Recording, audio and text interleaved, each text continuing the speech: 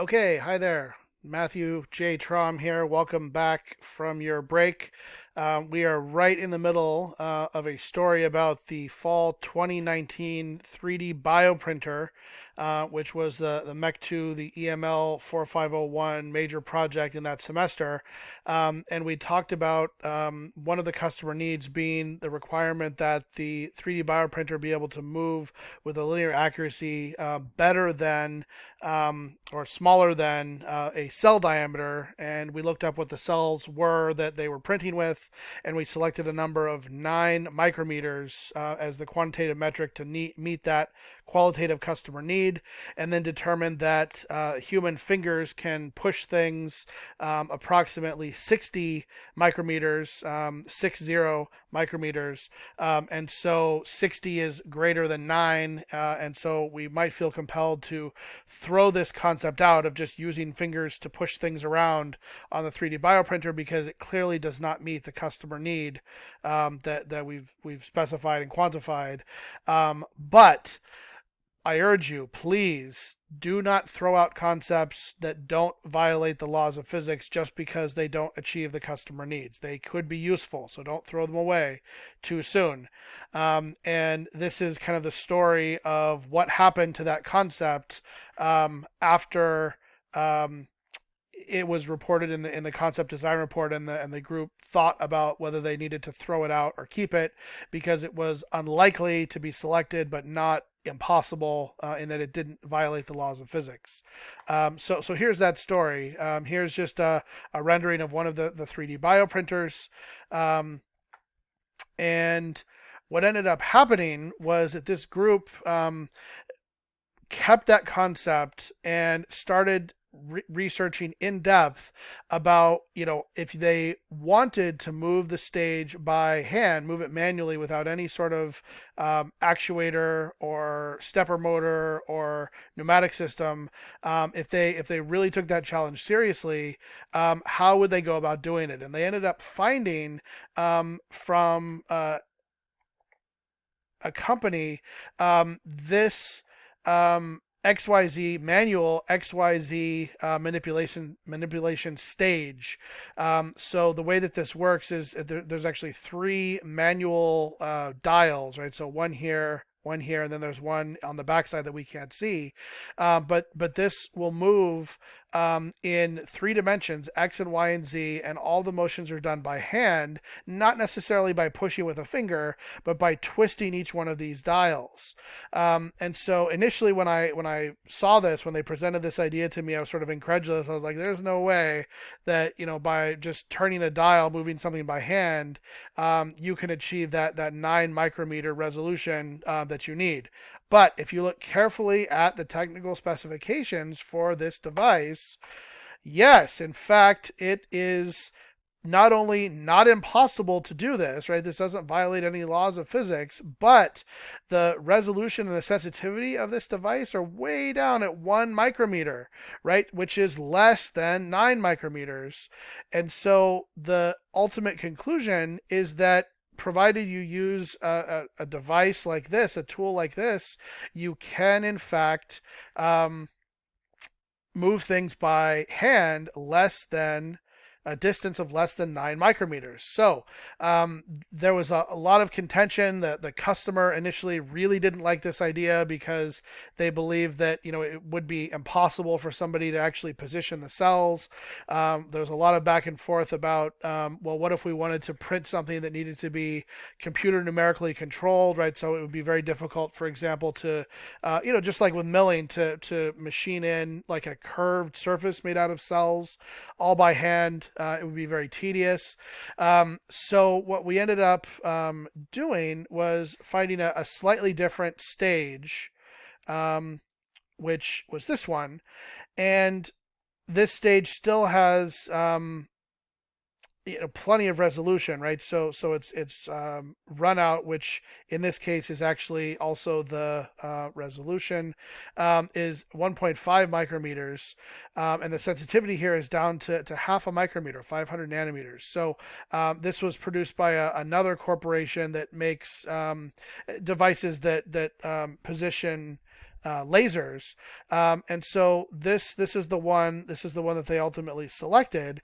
And then you could see here in the upper left hand corner, this is what they ultimately came up with. So it's a 3D bioprinter that has the X stage, the Y stage, and the Z stage all can be moved manually by hand if you want to, or you can attach these flexible cables to stepper motors that are located off the microscope stage, and the flexible cables can also turn these dials on this XYZ stage and cause motions that are again on the order of about 1.5 micrometers. So again, well exceeding the customer requirement of about 9 micrometers based on that customer need of one cell diameter, less than one cell diameter. So this ended up being a success story, and not only a success story, but two different groups independently hit on this concept. So one group went with this design where they were attempting to satisfy the customer by making the system both manually adjustable, but also adjustable by computer numerical control in case you wanted to 3D print something complicated. The original customer needs did not specify, the need to do that. And so the other group, which had originally hit upon, this discovery of this XYZ stage with the 1 micron resolution, continued to go in that direction. And ultimately, hit upon something totally unexpected. And so I've titled this slide, An Unlikely Concept ended up creating an entirely new product for a different market. And so the original customer need, of course, was for a 3D bioprinter that would find itself in an academic or medical research laboratory. But one of the possible markets that we hadn't originally thought about was the educational market. So 3D bioprinter for schools or teaching labs, right? Wouldn't it be cool if you were like a high school student or a college student taking a lower division chemistry or biology class to be able to pick and place individual cells in a liquid-like solid?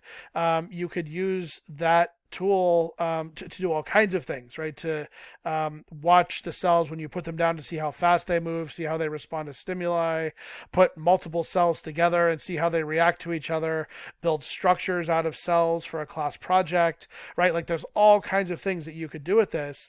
But of course, the challenge in something like this, a fully finished a product that's computer numerical controlled, is the expense, right? Probably too expensive for like a high school or just a basic teaching laboratory to afford. So what we ended up doing is realizing that, you don't need a complex inverted confocal microscope, a Nikon confocal microscope to do the cell imaging.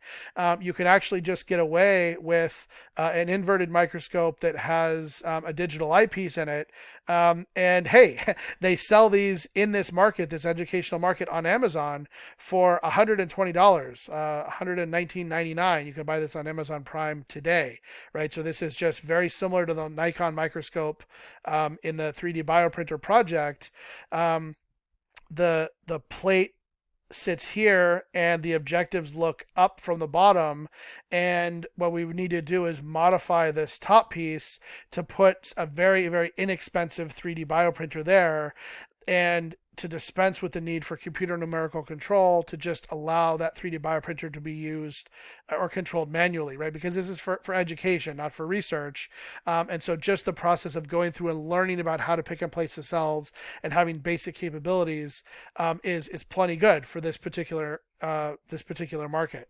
And so it turns out that this XYZ stage that these students found is only $328, right? So $328 plus $120 gives us a major OTS is off the shelf, major OTS part cost of $448, less than $500 for the major components, which means with a little bit of engineering and adding a couple of additional components, you could probably, buying these things at their commercial prices, right? This isn't even, you're not even getting the benefit of volume here.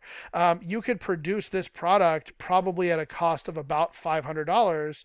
And then, okay, yes, you mark it up a little bit, but you end up selling it, somewhere in the $600, $700, maybe $800 range. And that price point is affordable to a lot of high schools and college lower division teaching laboratories. So, in essence, by holding on to this unlikely concept of moving the 3D bioprinter XY stage by hand, by using fingers, by keeping that in the down selection matrix and taking it seriously, this group of students actually devised a totally new product that the customer hadn't even thought about. And interestingly, this product is now under development by the Merge Lab. This was a student's senior thesis project in the spring, and we are developing this and actually looking for a high school that wants to pilot the use of this in a biology classroom with us. So this is a real thing. This is happening, and it all came about because the students heeded my advice and didn't throw away a concept that at least initially seemed like it wouldn't meet the customer needs. So very, very interesting, exciting story. Okay, so the other example that I wanted to give you is an example of what's probably an impossible concept and how you determine the difference between an unlikely concept and one that's impossible that you do truly need to throw out. And so for this example, I'm going to talk to you guys about spring 2020, in which we had patient lift and weight offset systems. And just one example, a rendering of one of those systems is presented here. So the idea was that we would have users who, for whatever reason, were disabled and had lost the use of their legs, and they would wheel up to the system in a wheelchair, and then some sort of overhead gantry or some sort of overhead lift system would lift the user out of the wheelchair and then move them over on top of an elliptical machine and place them down onto the elliptical machine. Their legs would be strapped in, and then of course they've lost the use of their legs, so they can't support their own weight.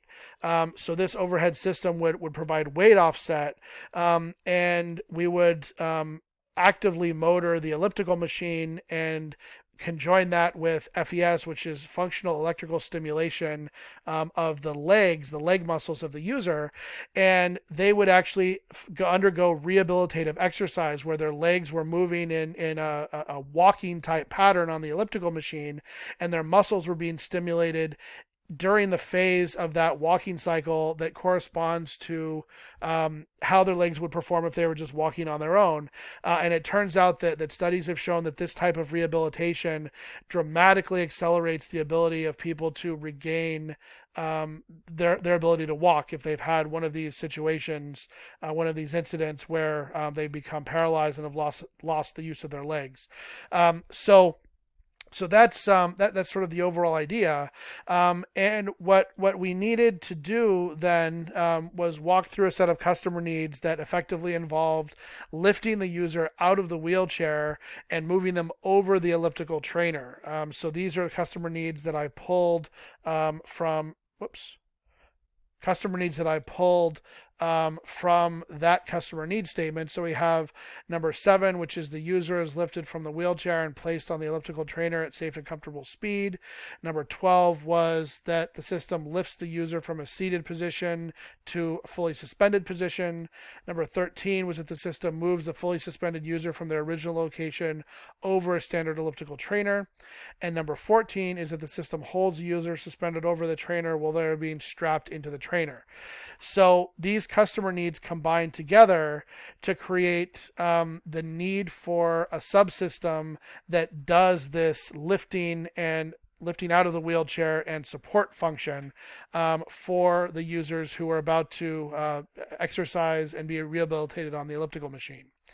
So, okay, I'm looking at my time. I'm just under 15 minutes, so this is another good place to pause. So we'll stop here. Go ahead and take a break, get something to drink, run to the restroom if you need to, and we will reconvene for, I think, one more set of slides after you come back. All right, see you in a bit. Thanks. Bye.